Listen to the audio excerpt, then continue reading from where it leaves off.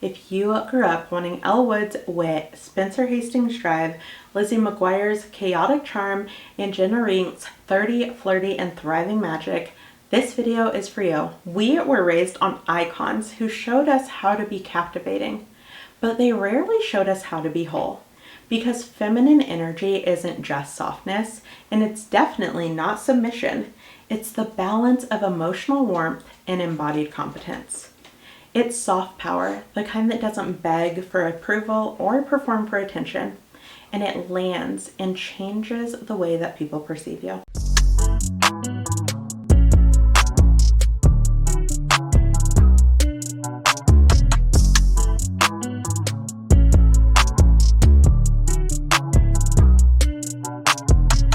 Hey girl, and welcome back to our channel, or welcome if you are new here. I'm Monet, your mindset coach and tour guide to your higher self. And if you're not already subscribed, go ahead and hit that subscribe button right now so you never feel lost or like you have to figure it out all on your own again. Here's what most people miss. Feminine energy isn't about being palatable or passive. It's about being so internally anchored that you don't need to force or prove anything to feel powerful. When your nervous system is regulated, you access deeper intuition, clearer boundaries, and a type of grounded magnetism that doesn't require a performance. And when that internal safety is paired with real-world self-leadership, that is where soft power begins. Warmth plus competence equals a feminine power that actually lands. Let's talk about two of our generation's best icons. Elle Woods led with warmth. She was underestimated, dismissed, and told that she wasn't serious enough, but beneath that sparkle, she found emotional regulation, unshakable clarity, and a deep sense of self. And she no longer had to use dominance to prove her power. She used her presence. That's warmth with competence. That is soft power. Now let's talk about the prettiest little liar there ever was, Spencer Hastings. She had razor-sharp intelligence and relentless drive, but she rarely felt emotionally safe enough to be soft.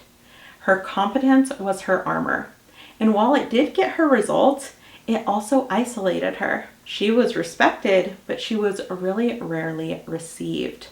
And that's what so many of us internalized, is that we had to choose, be taken seriously or be emotionally open, be lovable or be independent. But your highest power doesn't live in choosing one or the other. It lives in reclaiming both. The reason this combination is rare is most of us were raised in systems that separated these traits. The girls who were warm were called sweet, but they weren't taken seriously. And the girls who were competent were praised for being mature, but they were called too intense. We learned to overdevelop one and abandon the other.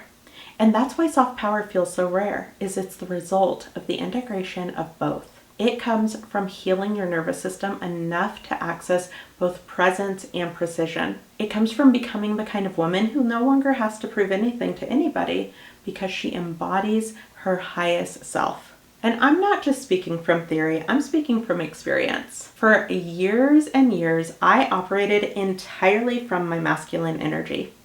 I only wore black. I approached everything, my work, my class, even dating, like something to be conquered. I was managing 17 credit hours, working full-time, and I was still convinced that I wasn't ever doing enough. Meanwhile, I watched other people have that quintessential, fun, college experience that I secretly really wanted, but I didn't feel allowed to have. And let's not even get into the guys I was dating. Emotionally unavailable with the depth of a kiddie pool. Or I just stayed single because I didn't trust anyone to meet me where I was at. I told myself I was just ambitious and this was just how success worked. But the truth is, I was so burnt out. I was emotionally disconnected and I was constantly performing instead of actually living my life. The shift didn't come from doing more. It came from a softening. And to be honest, not all of the softening was by choice. At some point, I simply couldn't maintain that life that I was chasing after. But in doing so, I didn't collapse. And I wasn't giving up my edge. I was finally allowing myself to lead with something other than pressure. And the wild part is that's when everything in my life started working better. And I found that softness wasn't the opposite of strength. It was actually the access point to everything I really, truly wanted.